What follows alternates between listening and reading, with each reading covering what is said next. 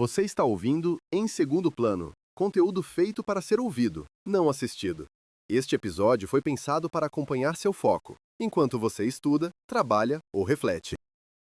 E se uma das chaves para a gente processar nossas emoções mais difíceis não tivesse nas horas em que a gente está acordado, mas sim enquanto a gente dorme profundamente? É uma pergunta poderosa. O que aconteceria se a nossa mente, sabe, toda noite estivesse fazendo um trabalho invisível que é, assim, essencial para a nossa saúde mental? Pois é, Hoje a gente vai explorar exatamente isso. A gente tem em mãos aqui uma série de materiais sobre a ciência do sono, dos sonhos e com um foco muito particular a sua ligação com a depressão, que é surpreendente, né? e muito complexa. A nossa guia principal nessa jornada é a pesquisadora Rosalind Cartwright, que foi uma pioneira, dedicou a vida a entender isso, especialmente no livro dela, A Mente de 24 Horas. Um trabalho fundamental. A nossa missão aqui é mergulhar fundo nessas descobertas. A gente quer entender por que a arquitetura do sono é tão radicalmente diferente em pessoas com depressão e explorar essa teoria fascinante de que os sonhos funcionam como uma terapia noturna, sabe? Um reset emocional. Uhum. Ok, vamos começar a desvendar isso. Para começar, tem um fato nos materiais que me pareceu assim até contraintuitivo. Em pessoas com depressão, o sono REM, a fase dos sonhos, ele não é mais fraco. Não mesmo. Pelo contrário, ele é mais intenso e chega muito mais cedo. Exatamente. Essa é uma das descobertas mais consistentes na área. A arquitetura do sono fica, assim, completamente alterada. Num ciclo de sono típico, a gente leva uns 90 minutos para entrar no primeiro REM. Certo. Em pessoas com depressão, esse mergulho pode acontecer em apenas 45 minutos. É uma aceleração dramática. E qual é a consequência disso? Porque se o REM chega mais cedo, alguma coisa tem que ceder espaço, certo? Precisamente, o que cede espaço é o sono profundo, o sono de ondas lentas, estágios 3 e 4. Que é o sono mais restaurador, né? Fisicamente falando. É o mais restaurador. Ao antecipar o REM, o cérebro essencialmente rouba tempo precioso desse sono profundo. Principalmente no primeiro ciclo da noite, que é quando ele deveria ser mais forte. Então a pessoa dorme, mas não descansa da mesma forma. É exatamente isso. E o impacto físico é muito concreto. Esse sono profundo inicial que está sendo encurtado é o momento em que a gente tem o maior pico de liberação do hormônio do crescimento, o HGA. Ah, o HGA. E em adultos, o HGA não tem a ver com crescer, mas sim com reparação celular, sabe? Manutenção dos tecidos do corpo. Pessoas com depressão, por terem menos desse sono, simplesmente não têm esse pico noturno de HGA. Nossa, então a gente está falando de consequências que vão além do humor. Tipo, dores musculares que demoram mais para passar, ou até a recuperação de um resfriado. É nesse nível. É nesse nível. É o desgaste físico diário que não é devidamente reparado noite após noite. E o mais intrigante que os estudos da Cartwright apontam é que essa ausência do pico de HGH pode persistir em muitos pacientes, Mesmo depois que a depressão melhora, mesmo depois que os sintomas entrem em remissão. Fica como se fosse uma cicatriz fisiológica, sabe? Um marcador biológico que dura mais que a tristeza. e sobre o REM em si. Além de chegar mais cedo, ele também é diferente, né? O material fala que o primeiro período pode durar o dobro do normal e menciona algo chamado tempestades de movimentos oculares. Isso. Isso soa muito intenso. E é extremamente intenso. O normal seria um primeiro REM de uns 10 minutos. Nesses casos, pode chegar a 20. E os movimentos rápidos dos olhos, que dão nome à fase, ou eles são muito fracos ou o completo oposto. As tempestades. Exato. Tão densos e frenéticos que os pesquisadores descrevem literalmente como tempestades. É um sinal de uma atividade cerebral imensa, quase caótica acontecendo ali. Uma atividade cerebral frenética, sono REM mais longo. A lógica diria que essas pessoas estão tendo sonhos muito vívidos, talvez pesadelos. Mas aí vem o paradoxo, certo? Aí vem o grande paradoxo. Exato. Apesar de toda essa atividade, quando os pesquisadores acordam os pacientes no meio de uma dessas tempestades, a resposta mais comum é Nada. nada. Um vazio. Eles frequentemente relatam que não estavam sonhando com absolutamente nada. Que estranho. A máquina está a todo vapor, mas não tem produto final. A primeira suspeita, imagino, foi de que talvez as pessoas só não quisessem compartilhar. Vergonha, apatia. Essa foi a hipótese por muito tempo. Mas a chegada da neuroimagem, dos exames de cérebro, mudou tudo. O que eles viram? Viram que as áreas emocionais do cérebro, o sistema límbico, estão superativadas durante o sono REM em pessoas deprimidas. Mais ativadas do que em pessoas sem depressão e, surpreendentemente, mais ativadas do que quando essas mesmas pessoas estão acordadas. Uma verdadeira tempestade emocional, então. O nome faz jus. Uma tempestade. Mas a descoberta crucial, a peça que faltava, veio ao se observar outra parte do cérebro. Não me diga que é uma área que deveria estar mais quieta. Exatamente. Nos indivíduos deprimidos, as áreas do córtex executivo, a parte da frente do cérebro, do pensamento racional, planejamento, autocrítica, O CEO do cérebro. isso, o CEO, ele também está altamente ativo durante o sono REM. Num sono saudável, essa parte do cérebro dá uma sossegada, sabe? Para permitir que as associações mais livres dos sonhos aconteçam. Então, na depressão, o CEO não tira folga. Ele continua tentando gerenciar tudo mesmo durante o sonho. É uma analogia perfeita. É como se a parte racional e crítica do cérebro estivesse online, tentando desesperadamente controlar ou dar um sentido lógico para a imensa onda de emoção que vem do sistema límbico. Nossa, O cérebro está literalmente em guerra consigo mesmo.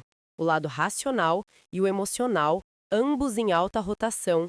E o resultado dessa batalha pode ser justamente esse vazio. tanto conflito que nenhum sonho consegue se formar. Exato. Nenhuma narrativa coerente se forma ou é guardada na memória. Uma batalha dentro do cérebro. Se isso é o que acontece quando o sistema está quebrado, me faz pensar qual é a função dele quando está funcionando bem. Para que serve tudo isso? E essa é a pergunta de $1 milhão que a Cartwright tentou responder. A teoria central dela é que os sonhos têm uma função muito específica: a regulação do humor. Um processador emocional noturno. Perfeito. Quando o sistema funciona, é exatamente isso. E não se trata de processar qualquer coisa, né? O material dela deixa claro que os sonhos não são sobre as coisas banais do dia. Não, de jeito nenhum. Eles são seletivos. Focam no que teve carga emocional, especialmente o que ficou mal resolvido. Exatamente. O que a gente leva para o sono são as farpas emocionais do dia. E o processo que a Cartwright descreve é fascinante. Ela propõe um mecanismo quase passo a passo. Como funciona? Primeiro, uma experiência perturbadora do dia é reativada durante o sono REM. A imagem ou o sentimento daquele momento volta. Ok, a memória recente e incômoda é colocada na mesa de trabalho. Perfeito. Em seguida, o cérebro faz algo incrível. Ele vasculha todo o seu arquivo de memórias, não por eventos parecidos, mas por memórias que tenham um tom emocional semelhante. Ah, ele busca por um sentimento familiar. Isso. Então é por isso que os sonhos podem ser tão estranhos e desconexos, porque a conexão não é lógica, é puramente emocional. O cérebro pode conectar uma briga com o chefe hoje com um sentimento de impotência da escola de 20 anos atrás. É exatamente essa a teoria. A junção dessa memória nova com memórias antigas de sentimento parecido cria as imagens do sonho. E, finalmente, esse processo de tecer um novo na rede antiga ajuda a diluir a carga emocional. Ele é colocado em perspectiva. Isso, ele é integrado à nossa história de vida. O objetivo é que a emoção perca a intensidade e se torne só uma memória, não um problema ativo. Isso nos prepara para acordar com uma perspectiva renovada. A Cartwright usa um exemplo muito poderoso sobre grandes reorganizações de identidade, como passar por um divórcio. Sim, de casada para solteira. Exato. Ela diz que esse processo não acontece em uma noite só. Leva várias noites de trabalho nos sonhos para processar e integrar uma mudança tão fundamental. Sim, e isso leva a gente para uma ideia ainda maior, que é o coração do trabalho dela. Os sonhos não estão só regulando o humor do dia anterior. Eles estão construindo quem a gente é. Ativamente construindo e atualizando o nosso senso de identidade, o nosso eu. A mente durante o sono age como uma curadora, então, selecionando o que é importante guardar com base na emoção O que levanta um ponto fundamental sobre a memória. A memória não é uma gravação, uma cópia fiel do que aconteceu. Certo. A neurociência hoje concorda que a memória é um ato contínuo de criação, de recriação, toda vez que a gente acessa. E segundo a Cartwright, os sonhos são a oficina onde essa recriação acontece. A oficina, gostei da imagem. É onde as peças do nosso passado são reavaliadas e recombinadas com o presente. E é assim que a identidade se mantém coesa, mas também flexível. As redes de memórias emocionais, que são formadas e atualizadas noite após noite, se tornam o que ela chama de nosso estilo familiar de pensamento. O que seria isso? É o que dá continuidade ao nosso comportamento, aos nossos valores, proporciona um senso coerente de quem somos ao longo do tempo. Quando você sonha, seu cérebro está basicamente se perguntando: dado o que aconteceu hoje, quem sou eu agora? E a resposta a essa pergunta é o próprio sonho. Exato. Uma imagem que conecta o presente ao passado. A função de toda essa atividade noturna, portanto, é regular as emoções perturbadoras para a gente poder funcionar bem durante o dia. É a manutenção do nosso software pessoal. Perfeito. O sono não é um desligamento. É um período incrivelmente produtivo onde a gente avalia e organiza quem nós somos. Então, recapitulando o que essa exploração toda nos mostra. Primeiro, que o sono na depressão não é só dormir mal. É uma alteração biológica profunda com um cérebro que entra em guerra consigo mesmo. Sim, um sistema de processamento emocional em curto-circuito. Segundo, que nosso cérebro faz um trabalho noturno incansável para processar as emoções do dia, um trabalho invisível, mas absolutamente essencial. Um trabalho de manutenção psicológica vital. Com certeza. E por fim, que os sonhos não são um cinema aleatório da mente. Eles são uma ferramenta funcional, uma parte crucial de como a gente regula nosso humor e, mais fundo ainda, de como a gente constrói e reconstrói nossa identidade. Exatamente. O trabalho da Cartwright reforça de maneira muito forte que o sono não é um estado passivo.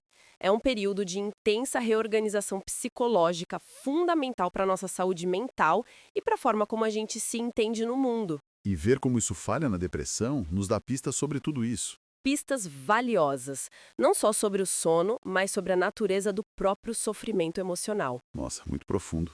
O que nos deixa com uma última reflexão, que emerge de toda essa conversa. Se os sonhos estão, de fato, constantemente reescrevendo quem somos com base nas nossas experiências emocionais, conectando o presente ao passado para moldar o nosso futuro, o que aconteceria se a gente prestasse mais atenção a eles? Seria possível participar de forma mais consciente desse processo noturno de construção do eu? Se em algum momento você pensou em alguém enquanto ouvia este episódio, talvez valha compartilhá-lo com essa pessoa. Obrigado por ouvir. Até o próximo episódio.